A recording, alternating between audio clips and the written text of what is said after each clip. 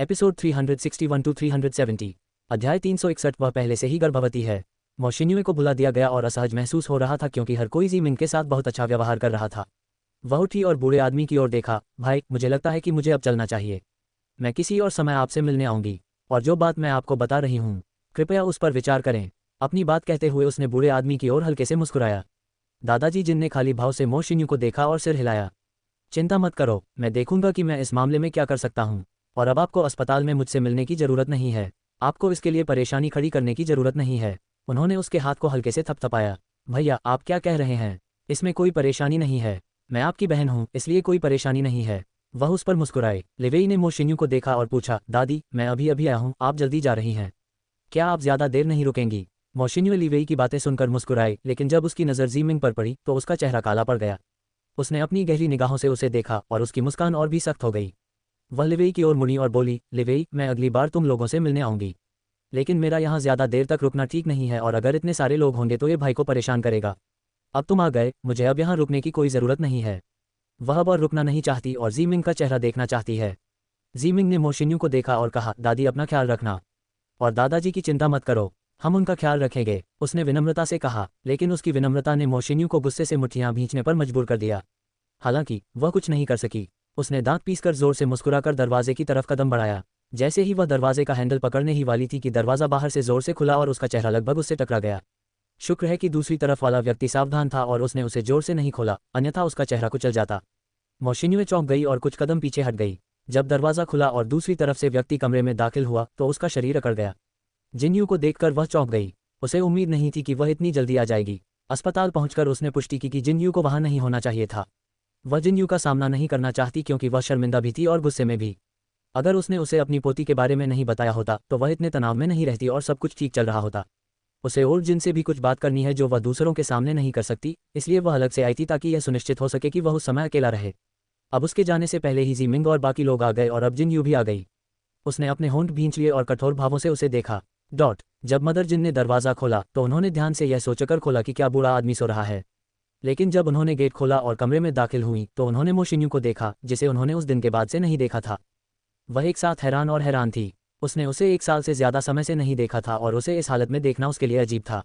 जीमिंग ने दरवाजे की ओर देखा और देखा कि मदर जिन और मौशिन्यु असहज भाव से एक दूसरे को घूर रहे थे। वह इस बात को लेकर उलझन में थी कि मौशिन्यु मदर जिन को देखकर असहज क्यों थी, जबकि उस समय सब कुछ उसके अनुसार हुआ था।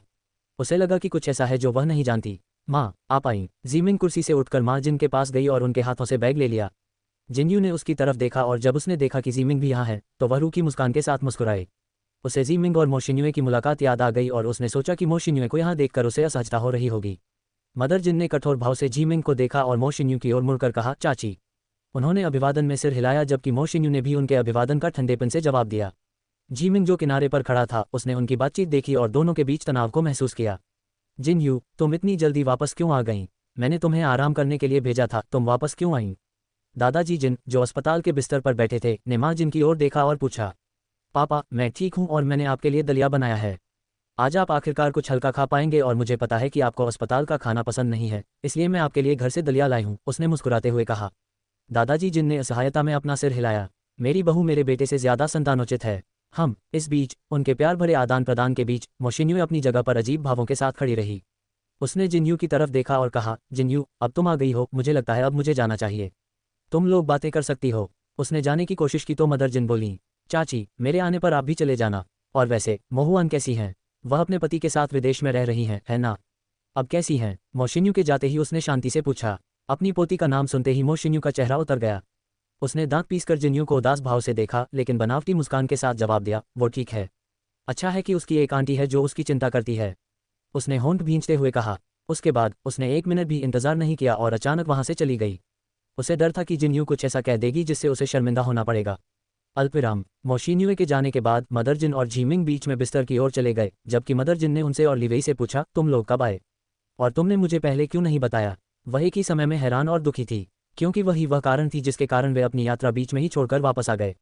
जीमिंग ने मुस्कुराते हुए कहा, हम कल रात आए थे और हमने तुम्हें इसलिए नहीं बताया क्योंकि हम तुम्हें सरप्राइज देना चाहते थे। क्या तुम हमें इस तरह देखकर खुश नहीं हो? माँ जिन मुस्कुराई और उसे कुर्सी पर बैठने को कहा क्योंकि वह ठीक थी। जीमिंग विरोध कर रहा था, लेकिन दादाजी जिन ने कहा, यूँ सही कह रही है, तुम बैठो और मुझे बताओ, अब तुम कैसी हो? क्या तुम्हें कहीं भी बीमार या असहज महसूस हो रहा है? जीमिंग ने दादाजी जिन को देखा और सोचा कि यह उस अपहरण की घटना के कारण होगा क्योंकि वह तब से उनसे नहीं मिली थी। वह हल्के से मुस्कुराए और बोली, मैं ठीक हूँ दादाजी, अब मुझे कोई असहजता महसूस नहीं हो रही है। माँ जिन ने दादाजी जिन की ओर देखा और फिर जीमिंग से पूछा, आप लोग यात्रा से आए हैं, इसलिए आपको अपना ध्यान रखना चाहिए। आपको खुद पर ज्यादा काम नहीं करना चाहिए। इसके अलावा अगर आपको असहज या बीमार महसूस हो तो आपको अस्पताल जाना चाहिए। जीमिंग उसकी बातें सुनकर उलझन में पड़ गई। उसे लगा कि वे किसी और बात का जिक्र कर रहे हैं। उसने आंखें सिकोड़ लीं और उलझन से उन्हें देखने लगी। लिवेई भी उनकी बातें समझने में असमर्थ था, लेकिन जीमिंग का ध्यान जिनलियांग की ओर चला गया जो अचानक जोर से हंसने लगे। माँ, दादाजी, क्या आप लोग ज्यादा नहीं कर रहे हैं? वे अभी अभी यात्रा से लौटे हैं और आप ऐसे व्यवहार कर रहे हैं जैसे वह पहले से ही गर्भवती है। हाँ, जब उसने जीमिंग का लाल चेहरा देखा जो शर्मिंदा थी क्योंकि वह हंसता रहा, तो वह और हंसने लगा। लिवेई भी अवाक रह गया। हालांकि उसे बच्चे पैदा करने से कोई एतराज़ नहीं है, लेकिन उन्होंने अभी तक इसके बारे में सोचा नहीं है और न ही जल्द ही कोई योजना बना रहे हैं। हाल ही में उनके रिश्ते बेहतर हुए हैं, इसलिए वह जीमिंग के साथ समय बिताना चाहते हैं और बाद में वे बच्चे की योजना बना सकते हैं। माँ जिन और दादा जिन ने जिनलियांग की बातें सुनी तो वे बहुत क्रोधित हुए। उसके शब्द बहुत ही सीधे और तीखे थे। तुम क्या कह रहे हो? क्या तुम्हें अपनी भाभी के बारे में ऐसे ही बात करनी चाहिए? दादाजी जिन ने अपनी शर्मिंदगी छिपाने की कोशिश करते हुए जिनलियांग पर चिल्लाया। जिनलियांग ने उसकी ओर देखा और कहा, तुम मुझ पर क्यों चिल्ला रहे हो? क्या तुम लोग यही कहना नहीं चाह रहे हो? उसने पलटकर जवाब दिया। माँ जिन जीमिंग की तरफ देखने में भी शर्मिंदा थी क्योंकि उन्हें अपने व्यवहार पर बहुत शर्मा रही थी। उन्होंने जिनलियांग को घूरा और दांत पीसते हुए कहा, तुम बस आज घर आ जाओ, मैं तुम्हें उस समय देखूंगी। उन्होंने गुस्से से भरी निगाहों से जिनलियांग को देखते हुए उसे धमकाया। जिनलियांग ने उसकी बातें सुनकर अपने होठों को भींच लिया और महसूस किया कि उसके साथ अन्याय हुआ है। मैं आज रात घर नहीं जाऊंगा, उसने सोचा। मैं बस जिन विला जा सकता हूँ। उसने अपने कंधे उचका दिए और अपनी महान योजना के बारे में सोचने लगा। अध्याय 362 की लड़की क्या प्रश्न पूछ सकती है? जी राजवंश। नाश्ता करते समय वेनरू ने झाओ मिंग के उन सवालों के जवाब दिए जो वह उत्पादन और बिक्री के बारे में पूछती रहती है। जी चेंग और वेनरू उसके सवालों से आश्चर्यचकित थे कि एक लड़की जो केवल महल में रहती थी और जिसके पास अपनी यादें भी नहीं थी, वह व्यवसाय के बारे में इतना ज्ञान कैसे रख सकती थी। हालांकि वेनरू ने कुछ नहीं कहा और बस उसके सवालों के जवाब दिए। जी चेंग ने उसे बगल से देखा क्योंकि वह व्यापार के बारे में बात करते हुए आकर्षक लग रही थी। उसने पहली बार किसी लड़की को बिजनेस के बारे में बात करते देखा था और वह सचमुच इस तरह आकर्षक लग रही थी। झाओ मिंग ने अपने सामने रखे सभी स्नैक्स और सुगंधित चाय को चख कर लिया। फिर उसने वेनरू की ओर देखा और कहा, भाई वेन, स्नैक्स के लिए धन्यवाद। वे बहुत स्वादिष्ट थे। उसने मुस्कुराते हुए अपना आभार व्यक्त किया। उसे विश्वास नहीं हो रहा कि वह सिर्फ ये नाश्ता तैयार करने के लिए सुबह सुबह आया है। वह इस बात से अनजान थी कि उसने आने के बाद से कुछ नहीं किया, बस आराम कर रहा था क्योंकि उसके पास करने को कुछ नहीं था। उसने नौकरों को उसके लिए कुछ स्वादिष्ट नाश्ता बनाने का आदेश दिया और बस उन्हें जबरदस्ती भेजा गया था और ऐसा नहीं है कि वह स्वयं पहले आना चाहते थे। झाओ मिंग अभी भी सोच रही थी कि उसने उनके लिए कितना कुछ किया है। उसे बुरा लग रहा था कि उनके अचानक आने से वह इतना थक गया था। वेनरू हल्के से मुस्कुराए और खाली प्लेटों की तरफ देखने लगी। वह ये देखकर अवाक रह गया कि उसने अकेले ही सारे बर्तन साफ कर दिए थे, क्योंकि जी चेंग ने किसी भी बर्तन को मुश्किल से छुआ था। उन्होंने महामहिम और महारानी के लिए विभिन्न प्रकार के व्यंजन और चाय की व्यवस्था की है। हालांकि उसने उसे दावत में इस तरह खाते हुए देखा था, लेकिन उसने सोचा कि उस दिन वह बहुत भूखी होगी। लेकिन ऐसा लगता है कि इन दिनों यह उसकी सामान्य भूख है। जी चेंग ने वेनरू की आंखों में नजरें देखीं और उसे घूरा। हालांकि शुरुआत में उसे भी झटका लगा था जब वह कोमा से जागी थी और उसकी भूख अचानक बढ़ गई थी, लेकिन अब उसे इसकी आदत हो गई है। दरअसल उसे अच्छा खाना खाते देखकर उसे और भी खुशी होती है। अब चूंकि हम ये काम पूरा कर चुके हैं, तो क्या मैं तुम्हें इस जगह का दौरा कराऊं? वेनरू ने जी चेंग की निगाहें भांप लीं और ध्यान हटाने की कोशिश की। झाओ मिंग ने सिर हिलाया और कहा, हाँ, चलो चलें। वेनरू उन्हें इस जगह का भ्रमण कराने ले जाती है। गलियारे से गुजरते हुए वेनरू कमरे के सामने रुकी और झाओ मिंग से बोली। इस कमरे में दुकान का सामान रखा था। झाओ मिंग ने उसकी बात ध्यान से सुनते हुए सिर हिलाया। उसने कमरे की तरफ देखा जो उसके पिछले जन्म के कमरे से भी ज्यादा साफ था और वह इस जगह की सफाई देखकर बहुत प्रभावित हुई। इसके बाद वह उसे उस कमरे में ले गया जहां वे आम लोगों के लिए लकड़ी से कंघी और बाल क्लिप जैसी चीजें बनाते थे और रईसों के लिए महंगे रत्नों का इस्तेमाल करते थे। झाओ मिंग ने ध्यानपूर्वक प्रक्रिया को देखा और दिखाया कि वे कितने त्वरित और कुशल थे। जब वेनरू उसे सामने मुख्य दुकान की ओर ले जा रही थी, तो उसने सोचा कि वह यहाँ क्या सामान बेच सकती है और बेचने के लिए उसे उन्हें थोक में सामान बनाना भी सिखाना होगा। वह स्वयं बेचने के लिए सभी वस्तुएं नहीं बना सकती। जी चेंग ने उसके विचारों में कोई बाधा नहीं डाली और उसका ध्यान से पीछा करता रहा। उसने कभी गौर नहीं किया कि उसे दवा के अलावा और भी चीज़ों में रुचि है। वह जानता है कि उसने अपने पिता से चिकित्सा के बारे में कौशल सीखा है, लेकिन वह ये नहीं जानता था कि उसमें इस तरह की रुचि और प्रतिभा भी है। जब वह कोमा से जागी तो वह उसका एक बिल्कुल अलग रूप देख सका। जब वे उस दुकान पर पहुंचे जहां सभी सामान लोगों को बेचे जा रहे थे, तो झाओ मिंग बहुत उत्साहित था, क्योंकि उन्होंने अपने समय में कई मॉल और शोरूम देखे हैं, लेकिन ये पहली बार है जब वह अतीत की किसी पुरानी शैली की दुकान में प्रवेश कर रही हैं। वेनरू उन्हें दरवाजे के रास्ते दुकान के अंदर ले गया, जबकि झाओ मिंग और जी चेंग उसके पीछे चले गए। ओह प्रिंस वेन, आप यहाँ हैं।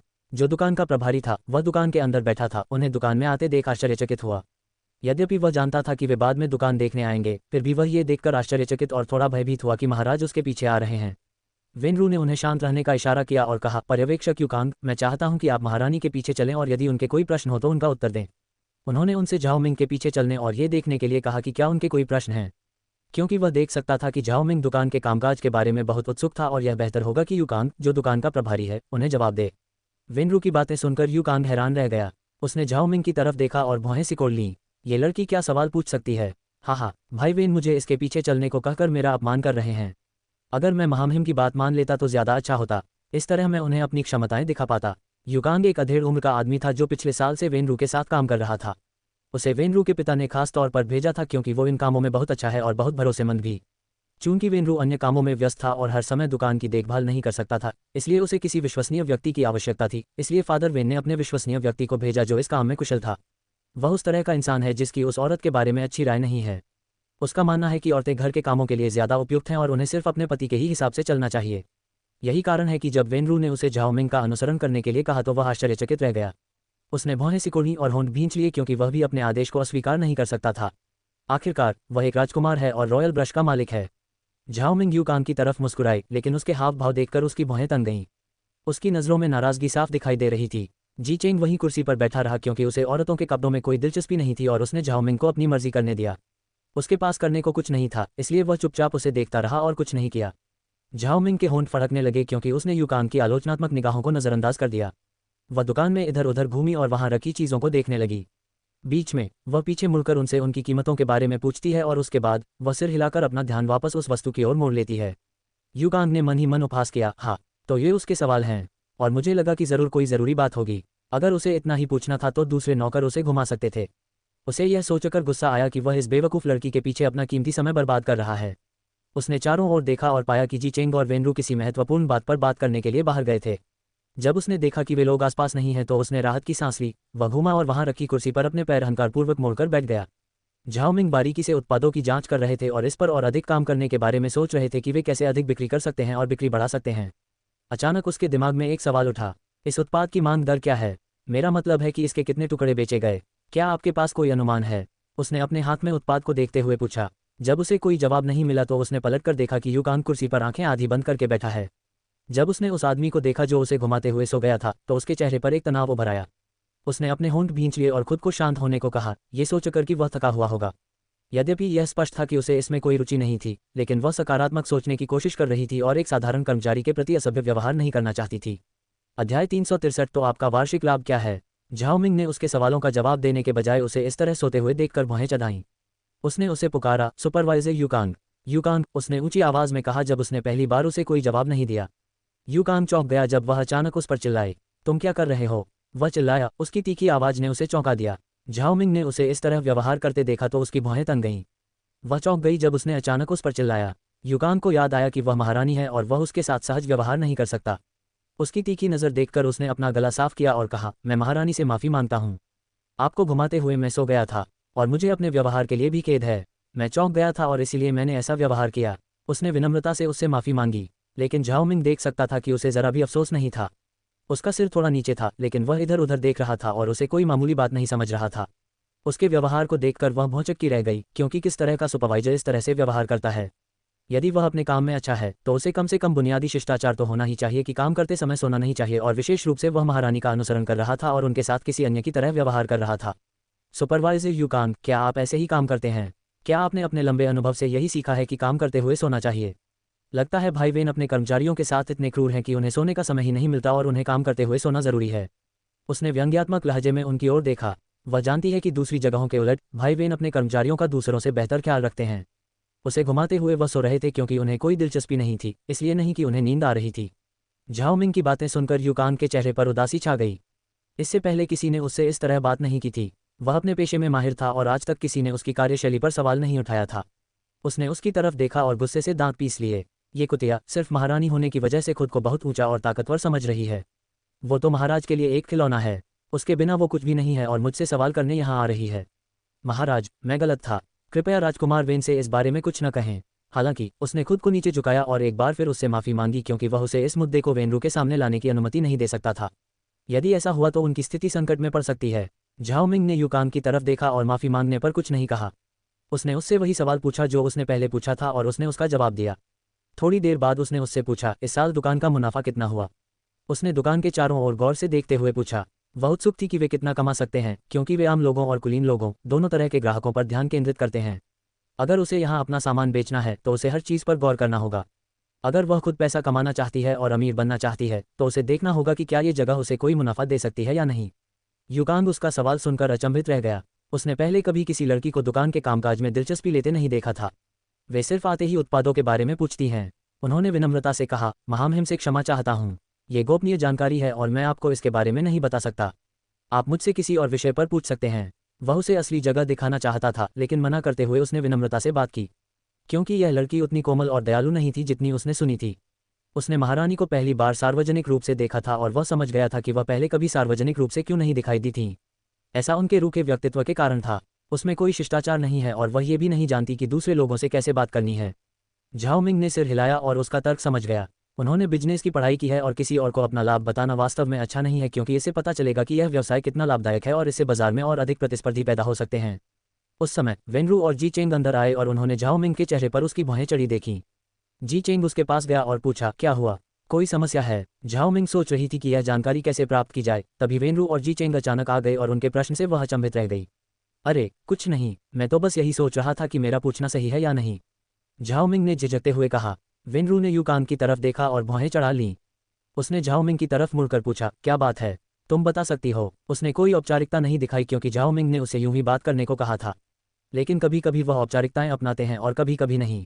झाओ मिंग ने अपने होंठ भींचे और पूछा, भाई वेन, अगर आप बुरा न माने तो क्या मैं आपसे पूछ सकती हूँ कि ये दुकान सालाना कितना मुनाफा कमाती है? मेरा कोई बुरा इरादा नहीं है, मैं बस उत्सुक हूँ, उसने सावधानी से कहा। उसे चिंता थी कि कहीं वह मना न कर दे। वह भी यह नहीं बता सकती कि वह ये प्रश्न इसलिए पूछ रही है क्योंकि वह उसके साथ काम करना चाहती है या ऐसा ही कुछ। उसे पहले सब कुछ जानना होगा कि क्या यह उसके लिए काम करने हेतु सही दुकान है या नहीं। वेनरू उसका सवाल सुनकर दंग रह गया। सालाना मुनाफे के बारे में पूछना कुछ ज्यादा ही हो गया। वह अजीब तरह से मुस्कुराया और उसके अनुरोध को अस्वीकार करने ही वाला था कि जी चेंग ने पूछा, इस दुकान से सालाना कितना मुनाफा हो सकता है? वह जो सामान बेचता है उसे देखते हुए ये ज्यादा नहीं होगा।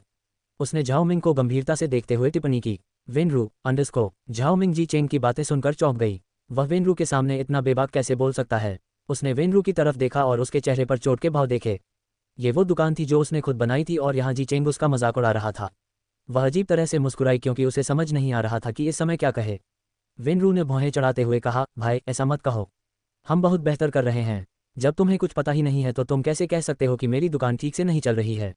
उसने पलटकर जवाब दिया, क्योंकि वह ये बर्दाश्त नहीं कर सकता था कि कोई कहे कि उसकी दुकान ठीक से नहीं चल रही है। जी चेंग ने स्पष्ट भाव से उसकी ओर देखा और पूछा, तो फिर आपका वार्षिक लाभ क्या है? झाओ मिंग स्तब्ध थी और अपनी हंसी को रोकने के लिए अपने निचले होंठ को काट रही थी। क्या यही वह करने की योजना बना रहा था? वह आश्चर्यचकित रह गई जब उन्होंने वेनरू से उस प्रश्न के बारे में पूछा जो उसने पहले पूछा था। मैंने सोचा था कि वह उससे कहेंगे कि ऐसे सवाल न पूछें, लेकिन इसके बजाय उन्होंने उसका समर्थन किया और जवाब पाने के लिए इतनी दूर तक गए। वेनरू ने जी चेंग का सवाल सुनकर भौहें चढ़ाईं। वे वास्तव में क्या योजना बना रहे हैं? जी चेंग में आए बदलाव को देखकर वह हैरान था। वह इन दिनों एक पत्नी के गुलाम की तरह व्यवहार कर रहा था और जो चाहती थी वही करता था। आखिर उसके साथ क्या हुआ? वह अभी भी विश्वास नहीं कर पा रहा है कि उसका भाई जानता है कि यह एक गुप्त बात है और कोई भी व्यापारी अपना लाभ दूसरों को नहीं बताएगा, और फिर भी वे उसे एक कोने में धकेल रहे हैं। वेनरू के जटिल हाव भावों का सामना करने के बाद जी चेंग के हाव भाव में थोड़ी भी तब्दीली नहीं आई। अध्याय 364। वह वैसे भी कुछ नहीं समझेगी। जी चेंग की बातें सुनकर वेनरू अवाक रह गया। उसने उसकी तरफ देखा और उसके उदासीन भाव देखकर अपने होंठ भींच लिए। तो उसने ये सब सिर्फ इसीलिए कहा? उसने सिर हिलाते हुए आह भरी। उसे सचमुच समझ नहीं आ रहा कि झाओ मिंग ने उसके भाई पर ऐसा कौन सा जादू कर दिया है। वह जो भी कहती है वह करता है, और यह यात्रा भी उसने इसलिए की है क्योंकि वह महल में घुटन महसूस कर रही थी। वह युकांग की ओर देखने लगा और असहाय भाव से बोला, प्रश्न का उत्तर दो। वेनरू की बातें सुनकर युकांग हैरान रह गया। क्या राजकुमार वेन, आप मुझसे क्या करवाना चाहते हैं? वेनरू की ओर देखते ही उसकी आंखें आश्चर्य से चौड़ी हो गईं। वह उलझन में था कि वेनरू उससे क्या करने को कह रही है। इस बेवकूफ़ लड़की के बेवकूफ़ सवालों का जवाब दो। वेनरू ने आह भरी और कहा, मैंने कहा था कि महारानी के प्रश्न का उत्तर दो। आप इस दुकान के प्रभारी हैं, इसलिए आप ही इस प्रश्न का उत्तर दे सकते हैं, है ना? उसने युकांग को झुंझलाहट से देखा। वह पहले से ही जी चेंग के चरित्र और उससे मुनाफे का खुलासा करने के उसके तरीके से हारा हुआ महसूस कर रहा था। उसे झाओ मिंग को यह बताने में कोई आपत्ति नहीं है क्योंकि वह परिवार की सदस्य है और वह जानता है कि उसके कोई बुरे इरादे नहीं हैं। युकांग ने पूरी स्थिति देखी है, फिर भी वह उसे हर एक शब्द बोलने के लिए मजबूर कर रहा है।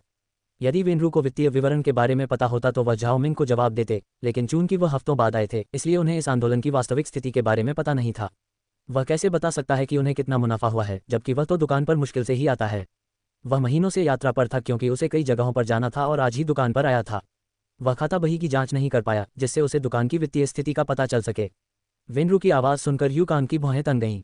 आमतौर पर वह उसके साथ बहुत विनम्र रहता है, लेकिन आज वह उसके साथ अलग व्यवहार कर रहा था। ऐसा इसलिए होगा क्योंकि इस बेवकूफ़ लड़की ने उसे परेशान कर दिया होगा, तभी वह मेरे साथ ऐसा व्यवहार कर रहा है। उसने भौहें चढ़ाईं और झाओ मिंग को अप्रसन्न दृष्टि से देखा। झाओ मिंग ने उसकी नज़रें देखकर अपनी भौहें ऊपर उठा लीं। उसने अपने हाथ छाती पर बांध लिए, जैसे देखना चाहती हो कि यह आदमी कैसी प्रतिक्रिया देगा। युकांग ने वेनरू की ओर मुड़कर कहा, राजकुमार वेन, हम अपने लाभ के बारे में किसी को नहीं बता सकते। भले ही महारानी यह जानना चाहती हो, लेकिन उन्हें इसके बारे में बताना अच्छा विचार नहीं है। वह अपने शब्दों पर अड़ा हुआ था क्योंकि उसे वेनरू का वह तरीका पसंद नहीं था जो वह पूछ रही थी। और अगर हम उसे बताएंगे तो वह क्या करेगी? वैसे भी वह कुछ समझेगी नहीं। ऐसा सवाल पूछने के बाद एक लड़की क्या कर सकती है? आप इतने नर्म दिल कैसे हो सकते हैं और उसे जो चाहे कह सकते हैं? उसने झाओ मिंग को एक आलोचनात्मक नज़र से देखा और वेनरू से बात की। पहले तो वेनरू ने सोचा कि युकांग व्यापारिक दृष्टिकोण से उचित बात कह रहे हैं, लेकिन बाद में उनके शब्द व्यक्तिगत और निशाना साधने वाले हो गए। जब उसने युकांग के मुंह से ऐसे आलोचनात्मक शब्द सुने तो वह भौचक्का रह गया। हालांकि उनकी कोई राय नहीं है कि झाओ मिंग उनके लाभ मूल्य को जानने के बाद कुछ कर सकती है, लेकिन वह उसे इस आधार पर नहीं आंक रहे थे कि वह एक लड़की है।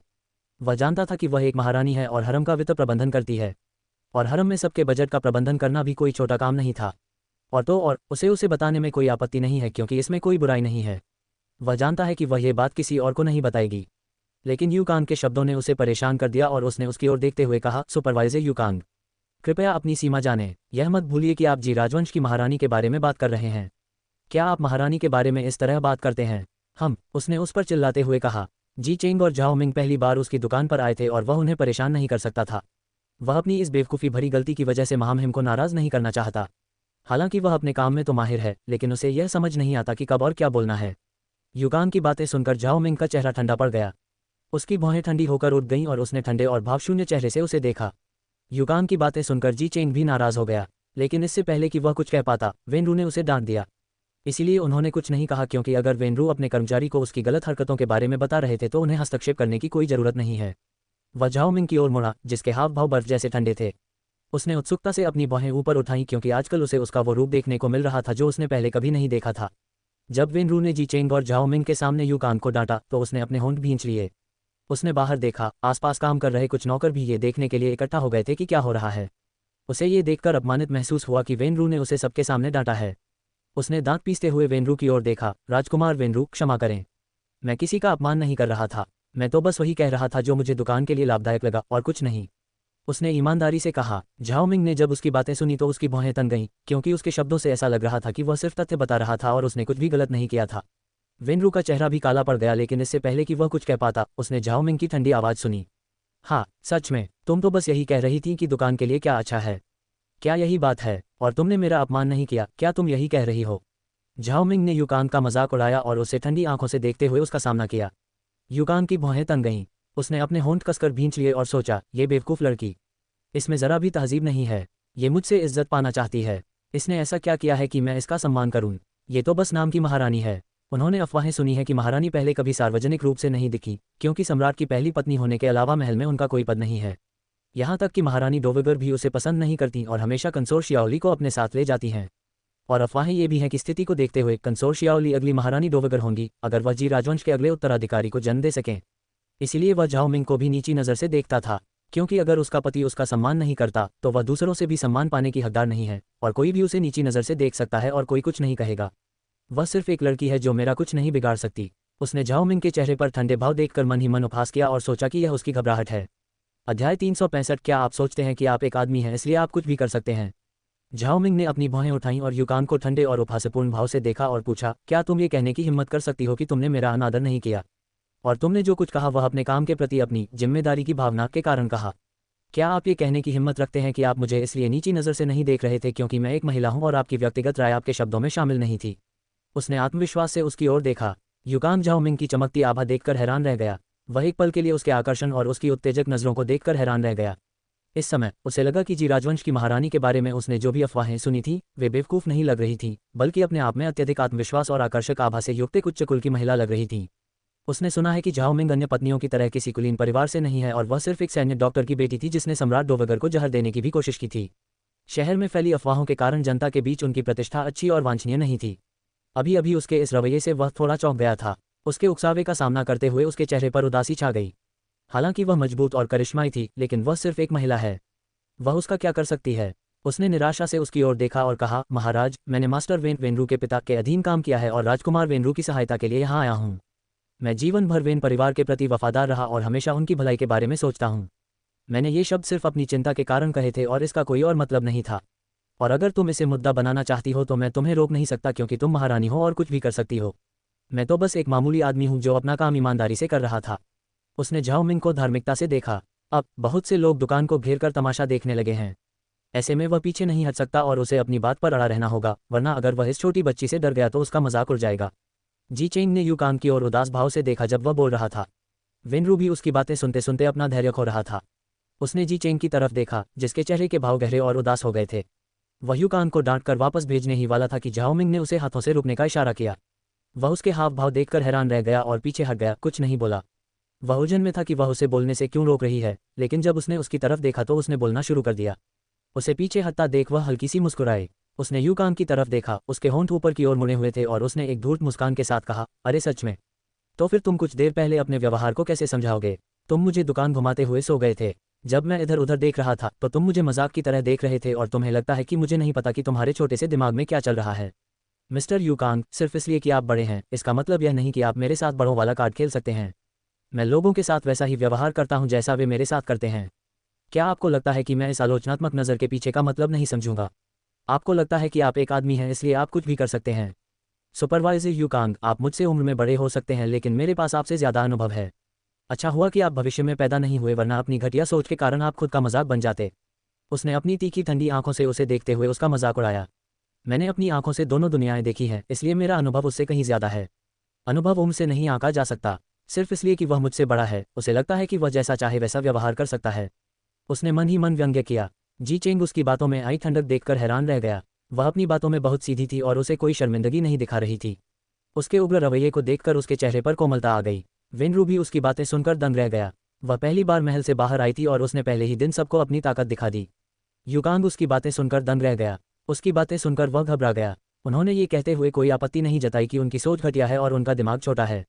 उसकी ओर देखते ही उसके हाथ पसीने से तर हो गए। महारानी, मुझे पता है कि मैंने आपकी इच्छा पूरी न करके आपको नाराज़ किया है, लेकिन जो मैंने नहीं किया उसके लिए आप मुझे इस तरह दोषी नहीं ठहरा सकती। मुझे पता है कि आप महारानी हैं, लेकिन आप आम लोगों के साथ ऐसा व्यवहार नहीं कर सकती। उसने पलटकर जवाब दिया और अपनी आम जनता वाली छवि का इस्तेमाल किया। उनके आसपास के लोग फुसफुसाने लगे और झाओ मिंग को आलोचनात्मक भाव से देखने लगे। जब यूकांग ने कहा कि वह इस तरह नहीं हो सकती और आम लोगों के साथ गलत व्यवहार नहीं कर सकती, तो सभी ने उसके साथ सहमति जताई। लोग आसानी से इन शब्दों से प्रभावित हो जाते हैं और कभी कभी उन्हें पता भी नहीं चलता कि क्या हो रहा है। झाओ मिंग ने चारों ओर देखा और लोगों को फुसफुसाते हुए देखा जो दुकान के चारों ओर इकट्ठा हुए थे और उनमें से कुछ लोग थे जो कुछ खरीदने के लिए दुकान पर आए थे। उसने यूकांग की तरफ देखा और उसके चेहरे पर उपहासपूर्ण भाव देखा। उसके हाव भाव साफ थे, लेकिन उसकी मुस्कान देखकर उसके होंठ सिकुड़ गए और उसने कहा, सुपरवाइजर यूकांग, मुझे आपकी चतुराई के लिए आपकी तारीफ करनी चाहिए। सिर्फ इसलिए कि आप नहीं चाहते कि कोई आपका हिसाब किताब देखे और मुनाफे का मूल्य बताए ताकि उन्हें आपके छल कपट के बारे में पता न चले, आपने बातचीत का ध्यान किसी और विषय पर केंद्रित कर दिया है। आप इसमें माहिर हैं। हम झाओ मिंग ने अपने होंठ ऊपर की ओर मोड़कर यूकांग की ओर हल्के भाव से देखा और दिलचस्पी से उसकी ओर देखा। झाओ मिंग की बातें सुनकर यूकांग एक पल के लिए स्तब्ध रह गया। उसके चेहरे पर उपहासपूर्ण भाव देखकर उसके चेहरे पर उदासी छा गई। अध्याय 366। क्या उसे पता चला? झाओ मिंग की बात सुनकर यूकांग अचंभित रह गया। उसकी नज़रें धुंधली पड़ गईं और उसे उसकी मुस्कान अजीब सी लगी। उसकी मुस्कान देखकर उसके शरीर में रोंगटे खड़े हो गए। वह इतनी आत्मविश्वास से भरी हुई क्यों लग रही है? क्या उसे कुछ पता है? उसने अपनी मुठ्ठियां भींच लीं और उसके माथे पर पसीने की बूंदें उभरने लगीं। झाओ मिंग ने अपने शरीर में कुछ परिवर्तन देखे और देखा कि कैसे उसकी पुतलियां घबराहट में इधर उधर घूमने लगी थीं। उसके पहले जो संदेह था वह उसके घबराए हुए व्यवहार से पुष्ट हो गया। वेनरू जो किनारे पर खड़ा था, झाओ मिंग की बातें सुनकर उलझन में पड़ गया। झाओ मिंग, छलपूर्ण कार्यों से तुम्हारा क्या मतलब है? तुम क्या कहना चाह रही हो? उसने झाओ मिंग की ओर देखा और उससे पूछा कि उसने ये शब्द पहले क्यों कहे थे। जी चेंग भी झाओ मिंग की बातों से उलझन में पड़ गया।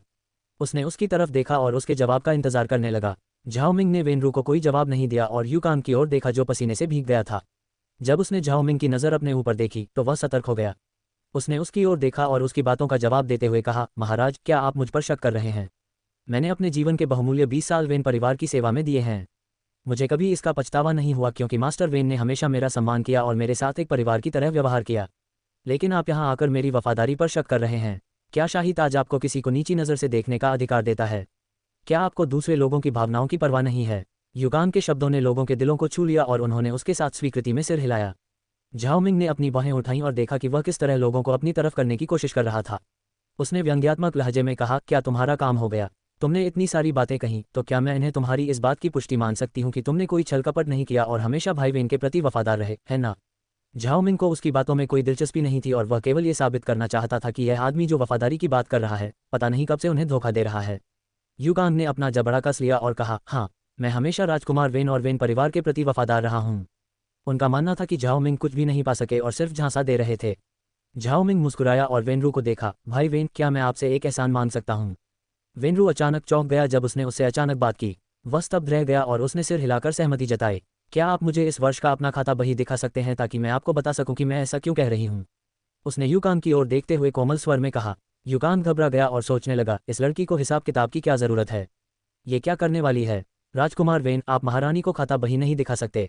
आप उन्हें हमारी दुकान का लेखा जोखा कैसे दिखा सकते हैं? युकान ने वेनरू की ओर देखा और कहा कि वह बाहरी व्यक्ति को खाता बही दिखाने को लेकर चिंतित था। झाओमिंग ने अपनी भौहें उठाईं और कहा, भाई वेन, मैं आपकी दुकान का हिसाब किताब जी राजवंश की महारानी के रूप में नहीं, बल्कि आपकी छोटी बहन के रूप में देखना चाहती हूँ। आपने कहा था कि मैं आपसे कुछ भी पूछ सकती हूँ, है ना? झाओमिंग की बातें सुनकर वेनरू हैरान रह गया। उसके होंठ ओह की तरह मुड़ गए और वह अचंभित रह गया। जब झाओमिंग ने वेनरू से मीठे लहजे में बात की तो जी चेंग के चेहरे पर उदासी छा गई।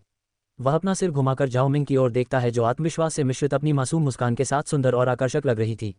जब उसने उसकी मुस्कान देखी तो उसके कठोर भाव कोमल हो गए। वेनरू, जो जी चेंग को देख रही थी, उसके बदलते हाव भाव देखकर रोंगटे खड़े हो गए। एक पल वह गुस्से में था तो दूसरे ही पल मुस्कुराने लगा। यह आदमी अजीब है। उसने अपना सिर हिलाया क्योंकि उसे अपना भाई अजीब लगा। अल्पविराम। वेनरू ने किसी से खाता बही लाने को कहा जबकि युकांग अपनी जगह पर बेचैनी से बैठा था। उसने घबराकर झाओमिंग की तरफ देखा और सोचा, जब मुझे पता है कि यह लड़की मेरा कुछ नहीं बिगाड़ सकती तो मैं घबरा क्यों रहा हूँ? उसे तो समझ ही नहीं आएगा कि अकाउंट में क्या गड़बड़ है, इसलिए अपनी बात साबित करने का कोई रास्ता नहीं है। झाओमिंग ने खाता बही अपने हाथों में लेने से पहले युकान को एक उपहासपूर्ण नज़र से देखा। उसने उसे काउंटर पर रखा और देखने के लिए उसे खोला। युकान पीछे खड़ा था और वेनरू को देख रहा था। राजकुमार वेन, आज आपने मुझे अपमानित किया है। मैंने इतने लंबे समय तक वेन परिवार की सेवा की है और आप लोग मेरे साथ ऐसा व्यवहार कर रहे हैं। मुझे पता है कि मैंने दुकान के बारे में चिंता करके और महारानी को उनके खातों की जानकारी जानने से रोककर गलत किया, लेकिन क्या मुझे अपनी वफादारी साबित करने के लिए इस तरह का व्यवहार सहना होगा? युकान की बातें सुनकर वेनरू एक अजीब स्थिति में पड़ गया। युकांग अपने पिता का वफादार आदमी था और हमेशा अपने पिता की बात मानता था, इसीलिए उसने उसे रॉयल ब्रश में नियुक्त किया था क्योंकि वह उस पर भरोसा करता था। लेकिन अब झाओमिंग की बातें सुनकर ऐसा लगता है कि उसे उस पर कुछ संदेह है। वह भी उसके व्यवहार से आश्चर्यचकित है, लेकिन वह नहीं जानता कि वह उस पर उस आदमी से अधिक विश्वास क्यों करता है जिसने उसके साथ 1 वर्ष तक काम किया है और जो इतने लंबे समय से वेन परिवार का पीछा कर रहा है।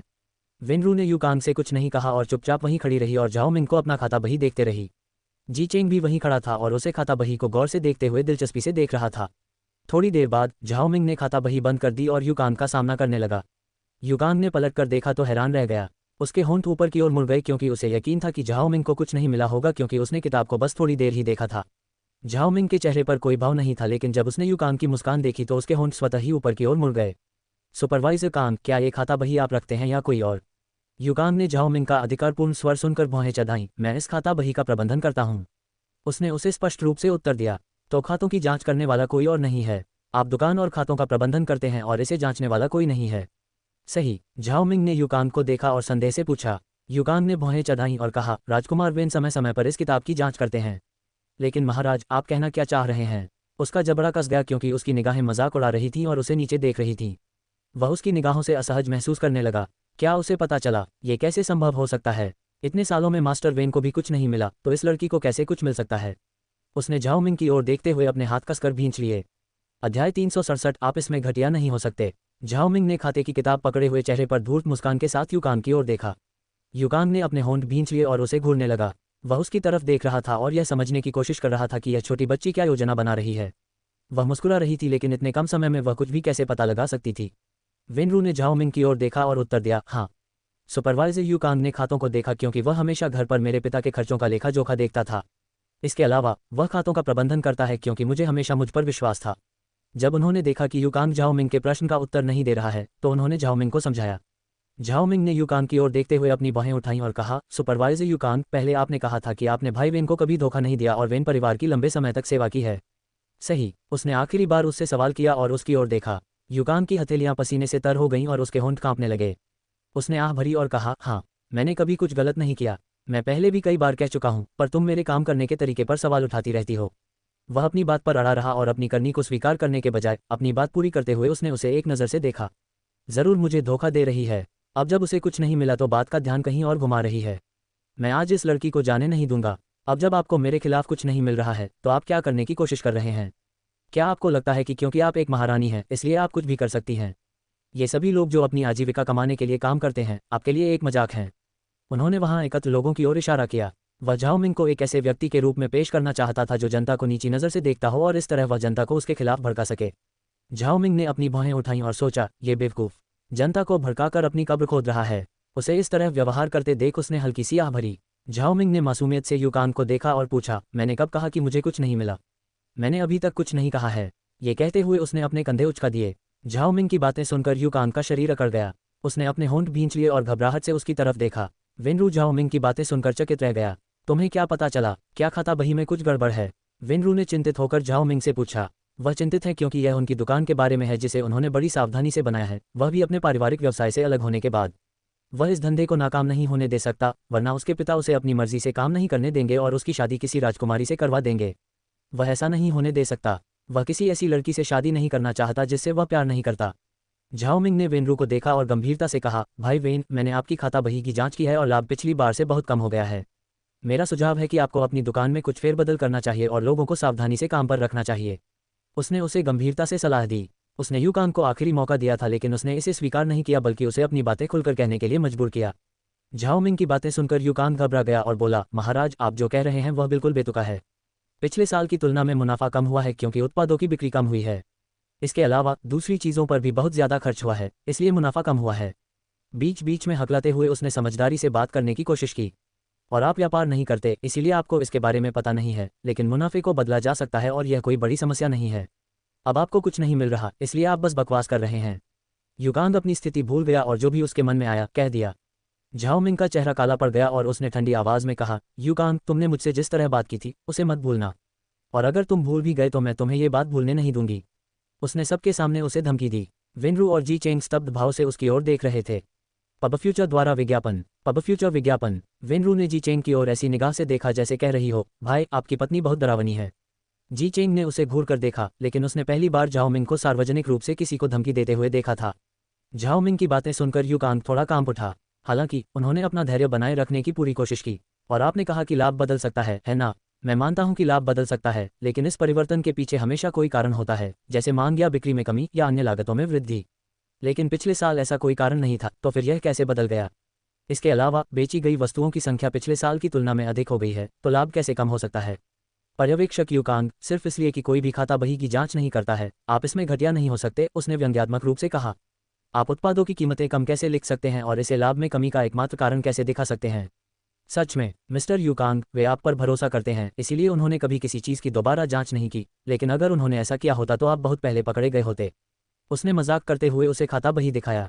वह समझ नहीं पाती कि वह इतना मूर्ख कैसे हो सकता है कि बिक्री की मात्रा कम दिखाने के बजाय उत्पादों की कीमत गलत लिख देता है।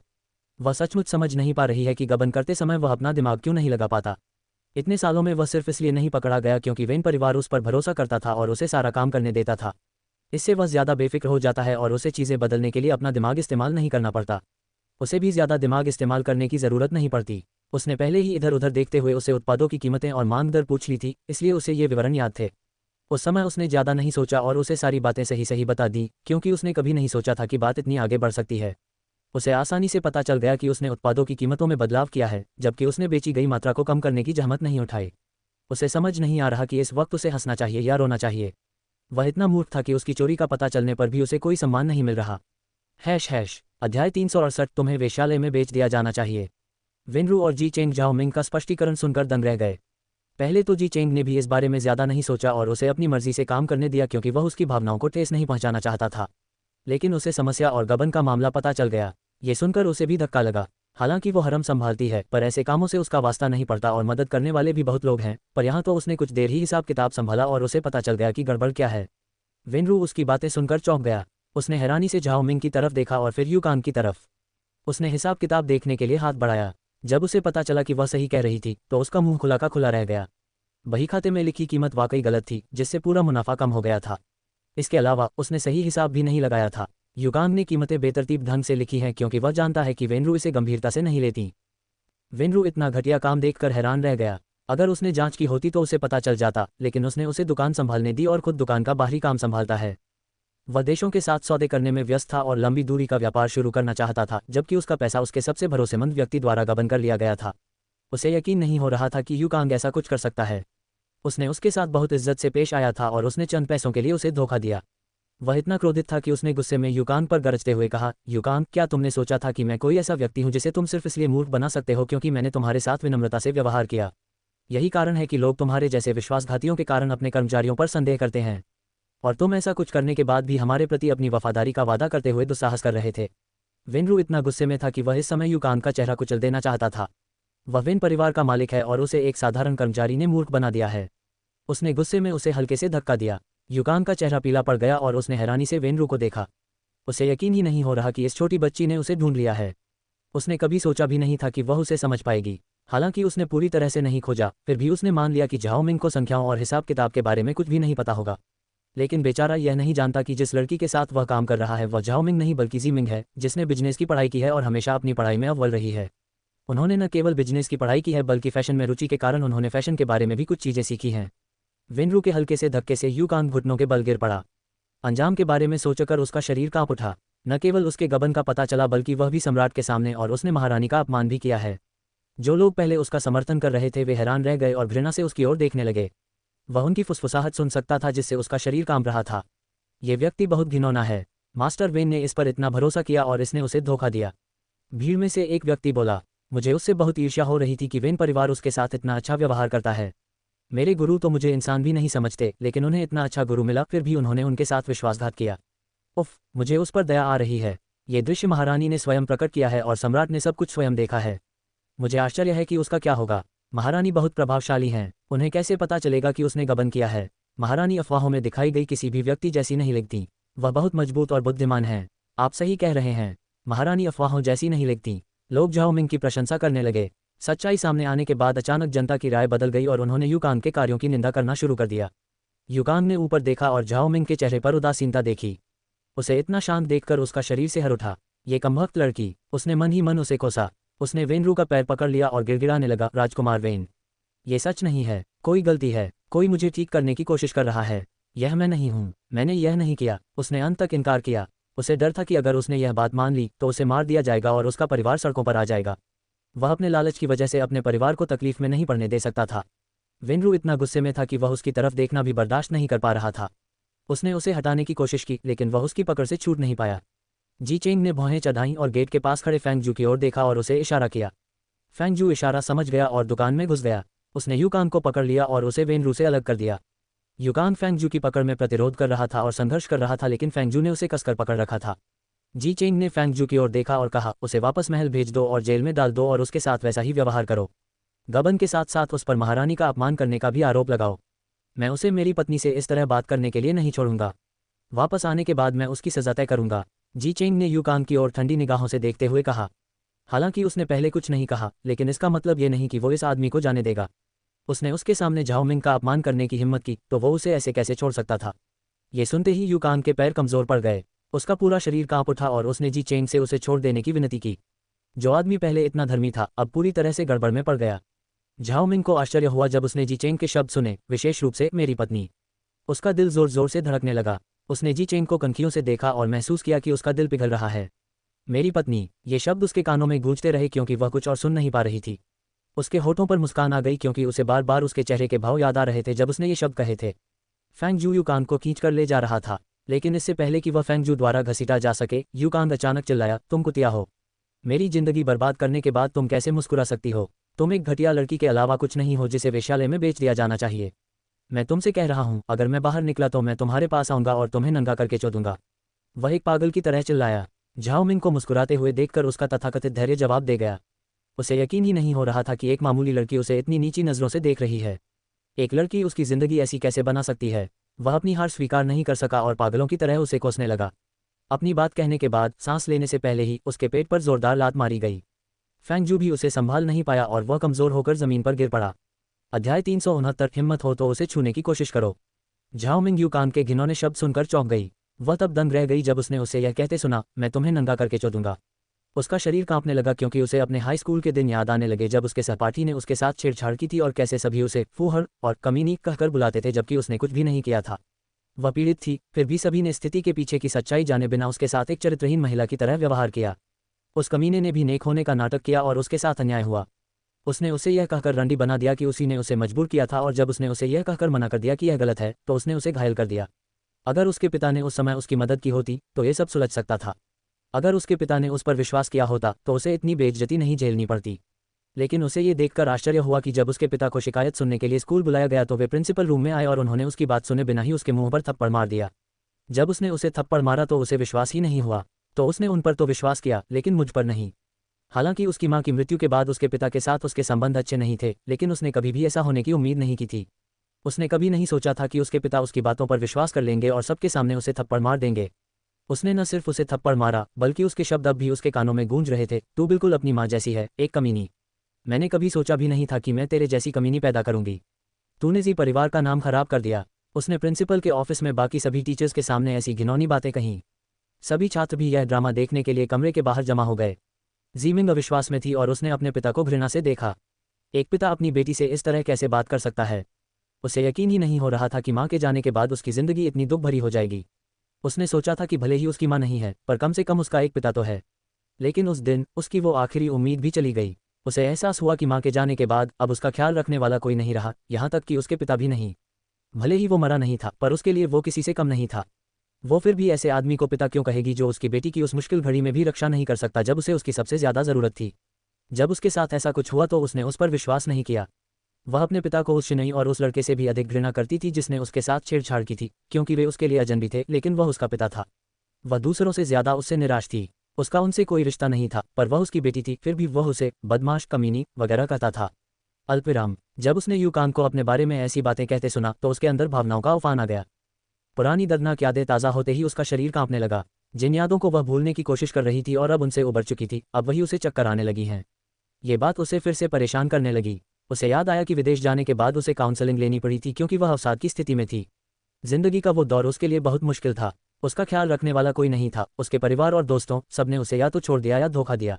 उसके दादाजी ने उसे पढ़ने के लिए विदेश भेज दिया क्योंकि उस घटना के कारण कोई भी स्कूल उसे लेने के लिए तैयार नहीं था। झाओ मिंग की आंखें भर आईं और उसने यूकान को घूरा। लेकिन इससे पहले कि वह कुछ प्रतिक्रिया दे पाती और उसे जोर से थप्पड़ मार पाती, उसने देखा कि जी चेंग यूकान को लात मार रहा है। वह अपनी स्तब्धता से बाहर आई जब उसने देखा कि जी चेंग यूकान के पेट पर जोरदार लात मार रहा है। बल इतना प्रबल था कि वह पीछे गिर गया और यहाँ तक कि फेंगजू की भी उस पर से पकड़ ढीली हो गई जिससे वह जमीन पर जोर से गिर पड़ा। उसने जी चेंग की तरफ देखा जिसके चेहरे पर उदासी छा गई थी। उसकी मुट्ठियां कसकर भींची हुई थीं।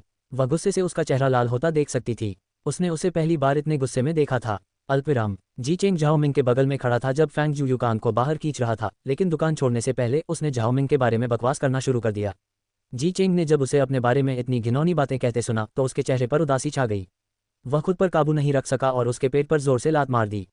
जी चेंग ने अपनी लाल आंखों से यूकान को घूरा और गरजा, तुमने मेरे सामने मेरी पत्नी को धमकी देने की हिम्मत की।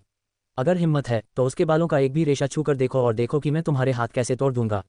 जी चेंग ने उसका कॉलर पकड़ लिया और उसे धमकी देते हुए कहा, हिम्मत हो तो उसे छूने की कोशिश करो। जी चेंग की आंखों में डरावनी नजर देखकर यूकान से हर उठा। उसे एहसास नहीं हुआ कि उसने कुछ गलत कहा है, लेकिन जी चेंग के हाव भाव देखकर उसे एहसास हुआ कि आखिरकार वही महारानी है। उसने महारानी को नंगा करने की हिम्मत कैसे की? शाही परिवार को धमकाना एक मृत्युदंडनीय अपराध है, और वह कोई साधारण परिवार की सदस्य नहीं बल्कि एक महारानी है।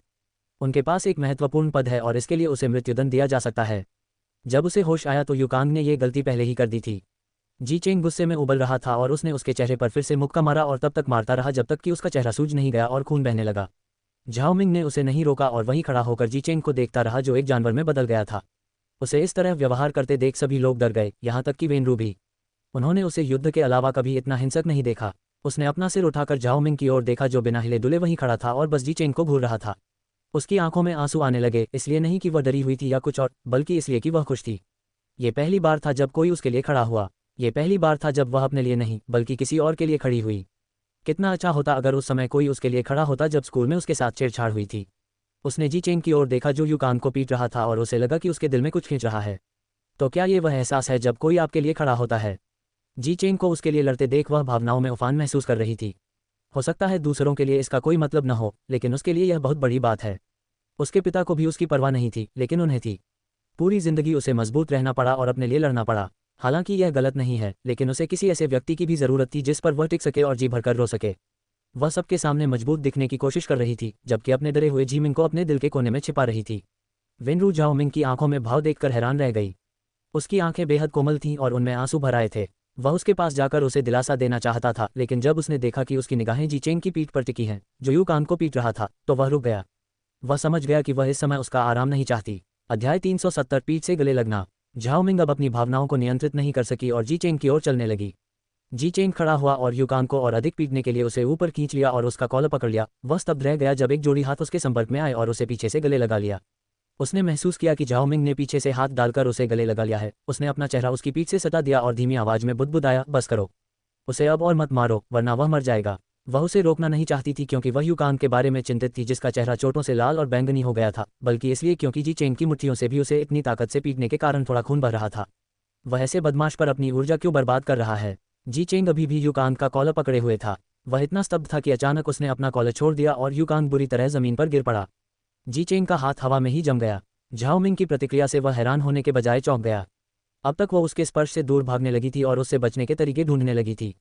हालांकि उस दिन उसने उसके एडम एप्पल पर किस करके पहल की थी, लेकिन उसके बाद वो फिर से उससे बचने लगी। वह उसे सुलाने के लिए गले लगाना चाहता था, लेकिन उसे परेशान करने से डरता था। लेकिन अब उसने खुद उसे गले लगा लिया। उसका कोमल शरीर उसकी पीठ से सटा हुआ था और वह उसकी गर्मी अपनी पीठ पर महसूस कर सकता था। फेंग जू ने झाओमिंग को पीछे से गले लगाते देखा। वह चौंक गया जब महारानी ने सबके सामने उसे गले लगाया। उसका मुंह सदमे से खुला रह गया, लेकिन उसने अपनी बुद्धि का इस्तेमाल किया और युकान को जीवित रहने के लिए दूर खींच लिया। वरना अगर वह वहां और रुका तो युकान की मौत पक्की है और उसका भविष्य भी उज्जवल नहीं लगता, क्योंकि उसने महारानी के बारे में इतने घिनौने शब्द कहे हैं। सम्राट उसे किसी भी हालत में जिंदा नहीं छोड़ेंगे। अगर उसने महारानी से कुछ न कहा होता तो वह जिंदा बच सकता था और उस पर सिर्फ गबन और महारानी की अवज्ञा करने का आरोप लगाया जाता। लेकिन अब सजा पहले जितनी हल्की नहीं होगी। जब वह युकान को घसीट कर ले जा रहा था तो उसने नीचे देखा और उसका चेहरा देखा जो पहचान में नहीं आ रहा था। वह जी चेंग के सभी मुक्कों से बेहोश हो गया है क्योंकि उसका हर मुक्का काफी शक्तिशाली है। वह लगभग रोजाना मार्शल आर्ट और तीरंदाजी का अभ्यास करते हैं। वह देश के सबसे उत्कृष्ट व्यक्ति हैं क्योंकि एक सम्राट होने के नाते उन्हें सब कुछ सीखना पड़ता है। झाओमिंग को सबकी निगाहों की परवाह नहीं थी और उसे एहसास नहीं था कि वह क्या कर रही है। उस पल की गर्मी में वह उसके पास गई और उसे पीछे से गले लगा लिया। वह भावनाओं से अभिभूत थी और खुद को रोक नहीं पाई। जी चेंग ने उसे गले लगाया तो वह 1 इंच भी नहीं हिला। उसकी अचानक हुई अंतरंगता से उसकी सांसें रुक गईं। वेनरू जो किनारे खड़ी थी वह भी चौंक गई। महारानी की तो बात ही छोड़िए, इससे पहले किसी ने भी सार्वजनिक रूप से किसी को गले नहीं लगाया था।